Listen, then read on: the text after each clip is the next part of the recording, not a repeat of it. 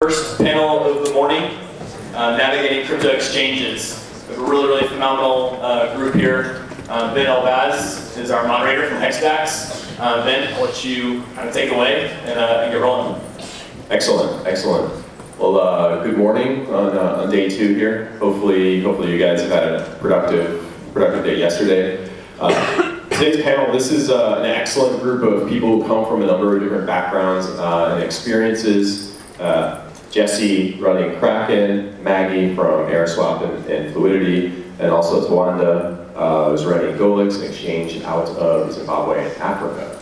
So today's panel, we're really going to try to provide things of value to everyone in this audience. So we're going to kind of structure it across 3 different topics. So one will be touching on regulation across different regions and across different types of exchanges. And the second topic that we're going to cover is about tokenized business models for exchanges. You know, what have been the advantages, the disadvantages, what have been the different approaches and thoughts from each of the people in this panel. And then the third topic we'll be focusing on is user experience. So what are the different considerations that traders and users of exchanges should have? What have been some of the barriers or challenges to adoption? And how should people be looking at the role of centralized exchanges versus decentralized exchanges? So we'll touch on each of those 3 topics, but before we go into more detail, I thought it'd be helpful just to do kind of a brief intro from each of the panelists. So why doesn't everyone just talk about who you are, what you're doing, and what you think is most interesting in crypto this year? So Jesse? Hi, Jesse Powell, co-founder and CEO of Kraken. We're a digital asset exchange founded in 2011. So we traded 17 different assets. Our HQ is in the United States, but we got offices all over the world, about 800 people in the company. Most interesting thing this year, I think the rise of decentralized exchanges is really interesting, and I'm keeping an eye on that. I'm hoping to see that develop. Good morning, everyone. My name is Maggie Shu, and I lead business development for AirSwap and Fluidity. AirSwap is a decentralized token trading network for ERC20 tokens. We have over 60 tokens available on the platform today, and it's a joint venture between Consensus and Fluidity. And Fluidity is a full-stack asset tokenization and trading platform, so allowing the tokenization and compliant trading for real-world security assets. Prior to that, I was at Zappos.com, the e-commerce company in Las Vegas, as chief of staff to the CEO there, Tony Hsieh, and I became interested in blockchain through the notion of holacracy, which we practiced there, which was this decentralized governance style with no managers and no bosses. And so from that, I became interested in the idea of the decentralized autonomous organization of blockchain. Hi everyone, my name is Tawanda Kembo. I'm the CEO of Golix. My background is software engineering, so I built my first software program in 1999. I was 18 years old at the time, so I wasted 12 years of my life because I started coding at 13. Got interested in crypto. Well, it was really because I'm from Zimbabwe, and in 2008, 2009, we had the worst hyperinflation the world has ever seen. So kind of witnessing the wealth my family built over 4 generations lose all its value in just a few weeks because we couldn't take the money out of the bank fast enough. And that's what got me interested in Bitcoin when I first heard about Bitcoin. So now we are, as part of colleagues who are working on putting a crypto to fiat exchange in every African country. We're now in a few African countries, and we're focused on putting an exchange in every African country. Excellent. And just a little bit about myself. I'll be short because I'm just a moderator, but I'm running strategy at a new exchange based out of Hong Kong. Prior to that, I started the largest blockchain community at Stanford. If you remember back to the structure of today's talk, we're going to be going through 3 topics. One is regulation, the second is tokenized business models for exchanges, and the third is user experience. So we're starting on regulation first because it's probably one of the most applicable, one of the most highest priority topics in crypto right now, has been over the past year. So let's kind of go down. Jesse, you guys do a lot of business in both Europe and North America. I want to ask you 2 questions. The first question is, how do you see regulation in the EU versus North America? And then talk a little bit about some of the efforts that you guys have done with working with regulators and working with advocacy groups? Sure. So this has been a long process for us. Obviously, getting started in 2011, things have changed a lot over the last 7 years. In some ways, they haven't changed at all. You know, the United States, as an example, still hasn't really figured out what it wants to do about cryptocurrency. Europe has been much more proactive, and we see some positive regulation coming out there. But just to start, they were in a better position because they had this harmonization between all the EU member states, where you can get a license in one country and passport it to all the other countries. So you don't have to appease 50 different regulators like you do in the United States. So the cost of starting a financial services company in the US is huge because of this state-by-state regulatory scheme. It's developing, and now we see the SEC and the CFTC getting into it. It seems like the SEC is going to be the regulator for crypto tokens for the spot market. But it's not clear yet even from them which tokens they think are securities or not. So that's still totally up in the air. They've said they want to see companies get registered as broker-dealers or exchanges, but it's not obvious whether if you get this license, then what tokens does that allow you to trade. They haven't explicitly said that. They just kind of say, well, we said Bitcoin and Ether are not securities, so you can trade those without a license, but everything else, maybe you need a license, which is not very helpful. So that's kind of where we are right now. And the conversation we always had with them is like, look, you've heard of decentralized exchanges, right? So if you make it really difficult for us to do business, then that's fine. We can shut down in your country or whatever. But what are you going to do about the decentralized exchanges? And to that, they don't have an answer yet. And so with regards to regulators, like better understanding the sphere and getting educated, what do you think, what have you guys been doing in terms of working with advocacy groups, donations? I think you guys had announced over the past few months, donations to Coin Center, a group in the US. What have you guys been doing there? What do you think is the value of advocacy?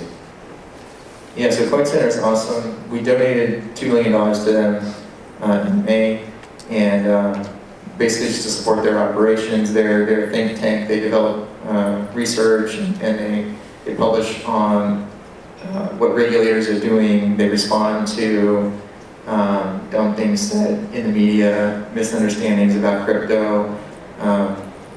Basically, they're an impartial defender of the technology. They're trying to speak the truth and educate regulators so that egregious errors are not made. And they had a lot of success so far. So I think it's really important to support those organizations. They're not all over the world yet, unfortunately, and Coin Center is largely focused on the United States. But they've been a huge help, and anytime we interact with the regulator and they say something that is wrong, we can almost always point to Coin Center's response to that thing. So it's been a huge help. Excellent. And just on that note, so we were talking a little bit about kind of regulations as they apply to centralized exchanges. Tawanda, you guys are also working on a centralized exchange. Why don't you talk a little bit about policy in a completely different continent, right, in Africa, and talk a little bit about some of the challenges or developments that you've seen in the countries that you guys operate in or did operate in. What do you see as kind of on the horizon? What's that landscape look like for Africa? So first of all, in most of Africa, it's especially in the countries we're operating in, what we see is one of the first cryptocurrency companies there. So it's kind of like, Jesse mentioned, they started in 2011. So Africa today in 2018 is more like it was in the US, in Europe around 2011. So the regulators still haven't wrapped their heads around how it works. I know in many places in the world they don't understand this technology. It's much worse in Africa. Like some haven't the word Bitcoin, but they're still just trying to figure out how it works and what it means for them. Cryptocurrencies are also,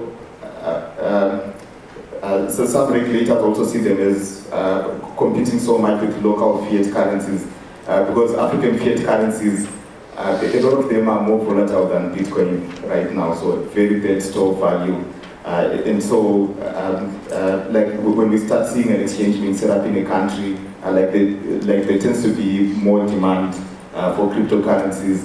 A lot of African countries also have like very stringent capital controls, so it's very hard to move money across an African border in many of these countries. So regulators do that usually because of forex strategies. So because in many of these countries they don't have a lot of forex reserves, the central banks and the banks themselves. And those are the first few use cases for cryptocurrencies that we're seeing. And so we're seeing people using cryptocurrencies to kind of get around the capital controls. Like we haven't seen a lot of regulators responding yet, except in Zimbabwe. But it will be interesting to see how it plays out. But it's still all very early stage.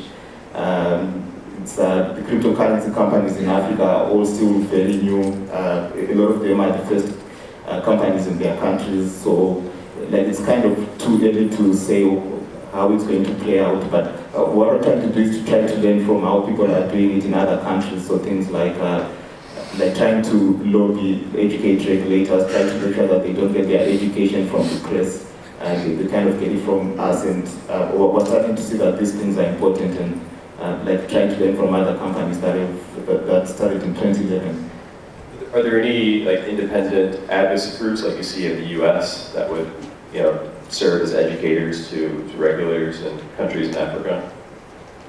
No, not yet. Because it's not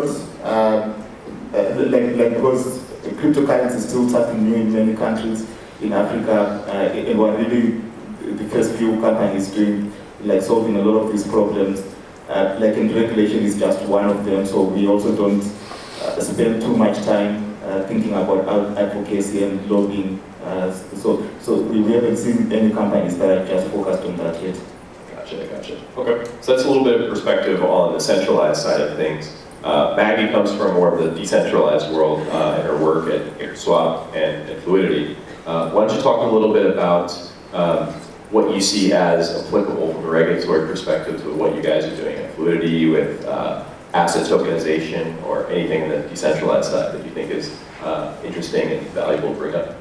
Yeah, so first on the AirSwap side, it truly is a peer-to-peer decentralized design. So you're connecting and you're trading wallet to wallet, and you can access AirSwap from anywhere in the world. I think that's extremely exciting. As Jesse was saying, that's something that is really powerful. I do think that there is some regulation that's needed, and so we've heard from some potential traders on the platform that they have to do KYC, they have to be in compliance with local laws and regulations, and so we're actually working with an external partner to add a KYC layer to that. So that would be essentially a verification process and then a non-fungible token that's added to your wallet, and then that wallet is whitelisted and you can trade against those counterparties. And so we're trying to do something that bridges those two things. But I think that on the Fluidity side, for the security tokens, it will be a compliant exchange platform, and we have a partnership with a broker-dealer to make that happen.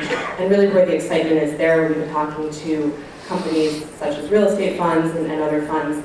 They're excited about automating the non-sexy back-end processing. So that's essentially the regulatory compliance, things like tax reporting and whatnot. And so they want additional investors in their funds, but one of the biggest burdens is just the paperwork. And so if you can bring that onto the blockchain and you can make that compliant, then there's a lot of excitement there. Like on the tokenization of asset side, are you seeing regulatory clarity around who can custody these assets, or what are you guys seeing on that side? It's still being worked on, so it's definitely, you have accredited investors in different jurisdictions, and so we're actually, in some sense you have to go jurisdiction by jurisdiction. There's still, I think, custody, and again, there was a panel yesterday on security tokenization, still trying to figure it out. You have the actual asset itself, and then you have the token that represents the asset, and those are two different things. So as Josh from Harvard was saying, if you get hacked and you have a security token that's hacked, there actually are ways to bring that back, and you have to have that because the security itself needs to know who's on that cap table.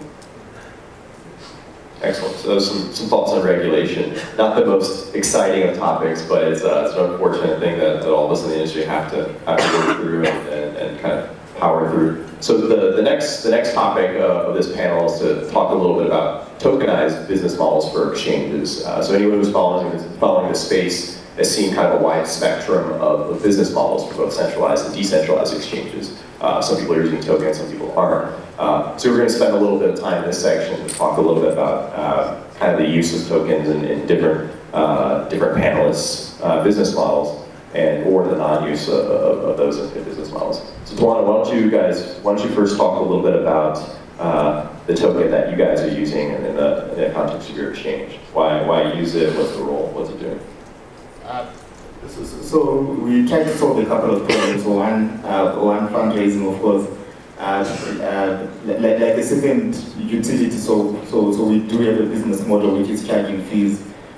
So fees to list a token, fees for trading, etc. And you can use our token to kind of subsidize that. But the thinking was also kind of more long term. So one problem we've seen running an exchange in Africa since 2015 is liquidity.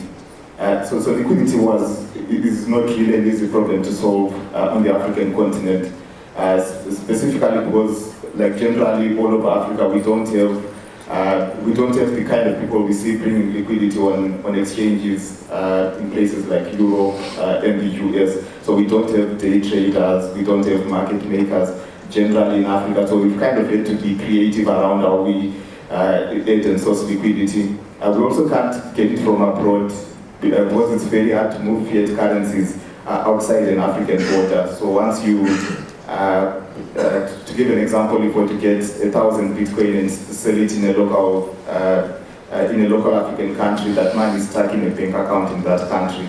So it's not easy to move out. So doing our own token, there was also some long-term thinking to it. So one is we think liquidity all over Africa is going to come from the cryptocurrency liquidity is going to come from local companies and projects that are doing token sales and tokenizing their own business models.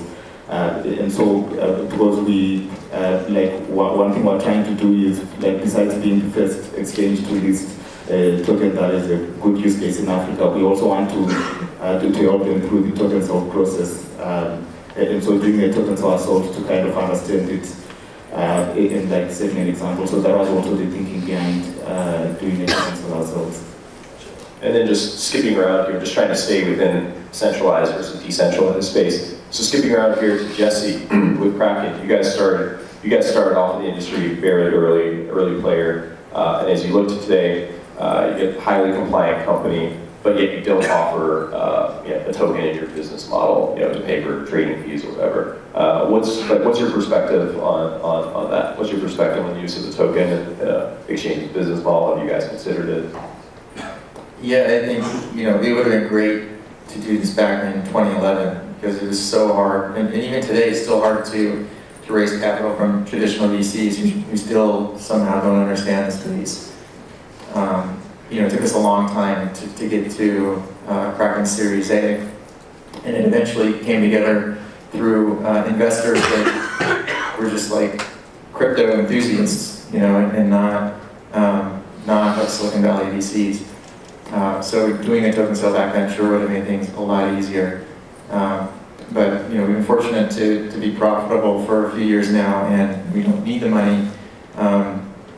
And we're pretty conservative in terms of regulation.